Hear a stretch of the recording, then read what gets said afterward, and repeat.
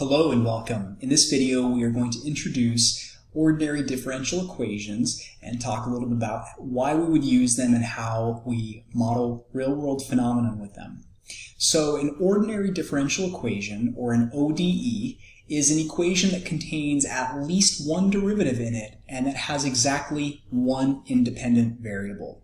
So you may have, if you've taken a multivariable calculus class and you've seen more than one independent variable, that is specifically y. That is a multivariable class where you focus on there being more than one independent variable. And the word ordinary and the fact that there's only one independent variable go hand in hand. There's another class that would follow this one called partial differential equations, or PDEs, and PDEs would be equivalent to the multivariable calculus realm in that here you would say have one output but multiple input variables.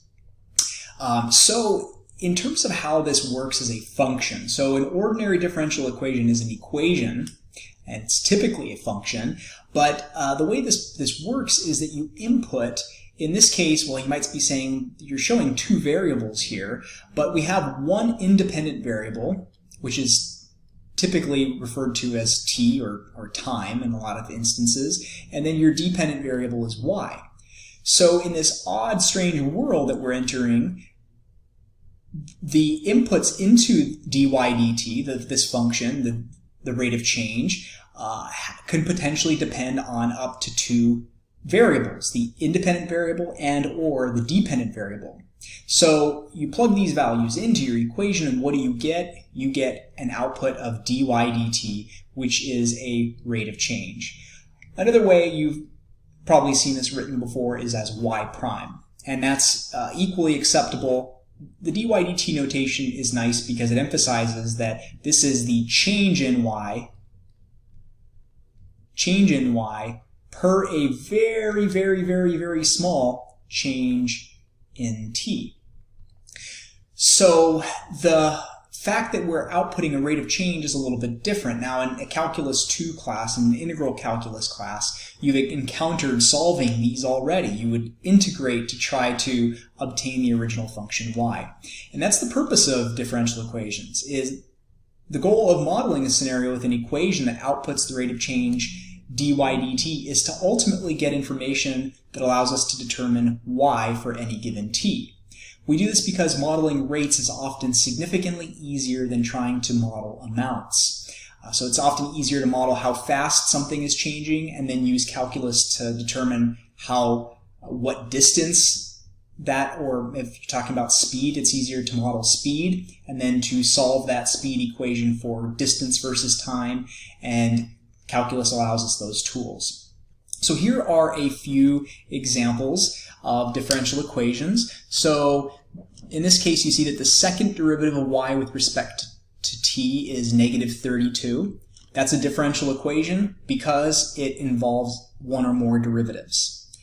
Could be first derivative, could be second derivative, could even be a mixture of first and second and third and so on, higher order derivatives. Dy dt equals t squared. These are nothing new. These are equations that you would have seen in a integral calculus class. Dy dt equals 3y minus 2t. Well, that's a little bit new. In this case, we see that the rate of change, the output of this function, the dy dt, depends on or accepts two input variables, one independent variable and one dependent variable. Specifically, you need to know the value of t and the current value of y in order to compute how fast that quantity is changing.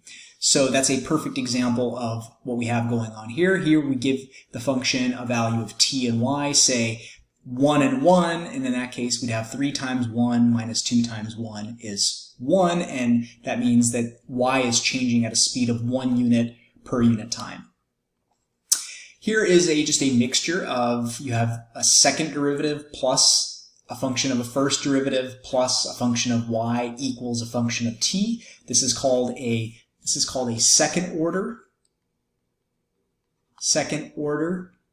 ODE, and the order comes from the highest derivative present.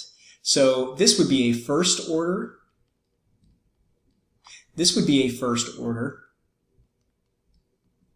and this would be a second order. So you always look at the highest derivative present in that equation to determine its order. More on that a little bit later.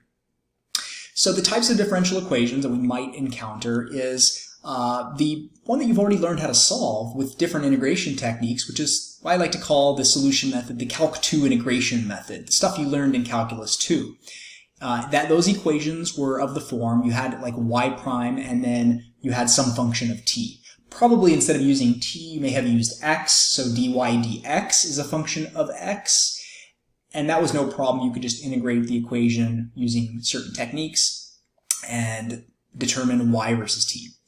In this case, notice the dependency. The dependency is what does the rate of change depend on? Well, it only depends on the value of t. Here, this method that we'll learn later, separation of variables, applies to situations where the rate at which something is changing is a function of the dependent variable.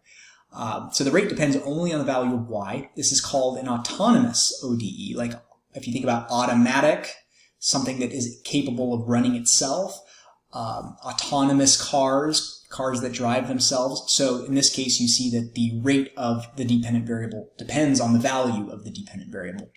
Well, where would you see that? We'll look at a couple of examples shortly, but one context is where the rate at which a population is changing is usually not dependent on what year it is, but how fast a population is growing probably depends on how big the population is, right? Because if you think about only 100 couples, for example, can only produce so many kids, but 1 million couples could produce way more kids. And so typically when we model populations, the rate at which the populations are growing or decaying is a function of the population size itself. And we'll look at some situations naturally that you'll find, well, how the heck would an equation involve both t and y? And we'll encounter those later on.